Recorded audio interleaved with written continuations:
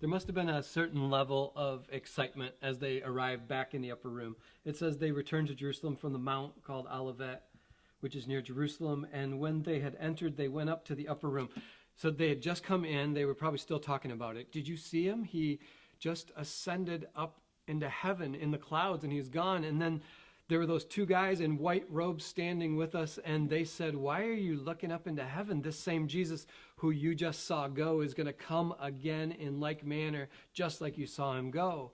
And so they had come back to the upper room, and they were like, he's coming back. We'll stay here. And they remembered that he had told them in the upper room that if they would wait in the upper room, that the promise of the Holy Spirit would come and baptize them with power, and that they would receive power, and then they would be witnesses of him in Jerusalem and in Judea and to the ends of the earth. And so they're gathered back here in this room, and they're excited, and there's this element of what's next, and they're probably trying to figure out what to do. They had just seen Jesus rise up into the sky, and they know that the Spirit's coming at some point, and so they say, well, what should we do now? And I don't know which disciple or which person it was who said it, but they just turn to each other and say, maybe we should pray.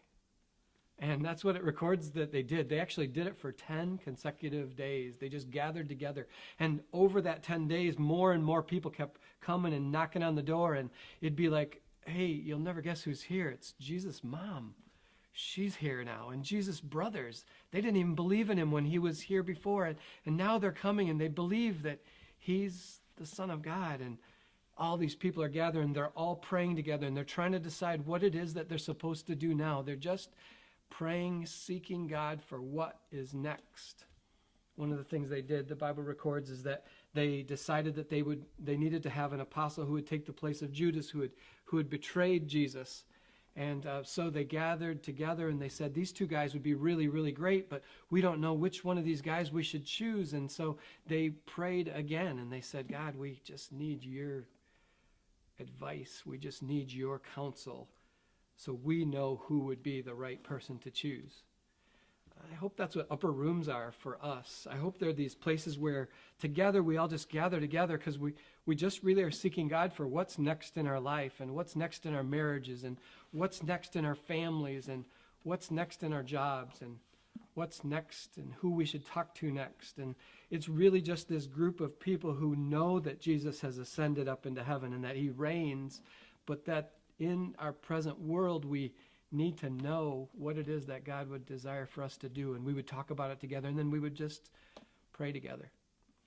I think it's one of those kind of places that you need and I need, where we're just seeking the counsel of other people who are following after Jesus. And that's what upper rooms should be. That's what upper rooms will be. I don't know how long it takes before the promises of God come our way, if it's 10 days or if it's a longer amount of time till God really answers the prayers that we offer. But when's the last time you just gathered with a bunch of people and you just prayed for the stuff that's going on in your life and the stuff that's going on in this world? I hope that's what upper rooms are. I hope you consider being part of an upper room, this place of prayer and direction from God.